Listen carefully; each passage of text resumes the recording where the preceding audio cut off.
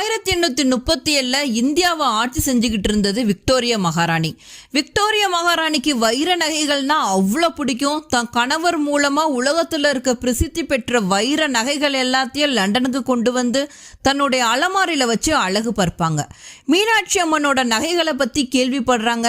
அதுல 10 பெரிய சபையர் கற்கள் பதித்த ஒரு நீலப்பட்டையும் ரொம்ப ஃபேமஸான நகை. அந்த நகையை நான் உடனே பார்த்தாகணும், லண்டனுக்கு வரணும் அப்படின்னு சொல்லிட்டு கட்டளை போடுறாங்க. அடுத்த நாளே இங்க இருக்க பிரிட்டிஷ்காரவங்க மீனாட்சி அம்மனோட நகையை கப்பல் மூலமா லண்டனுக்கு அனுப்பிச்சு வைக்கிறாங்க. லண்டனுக்கு அந்த நகைகளும் வந்து சேருது.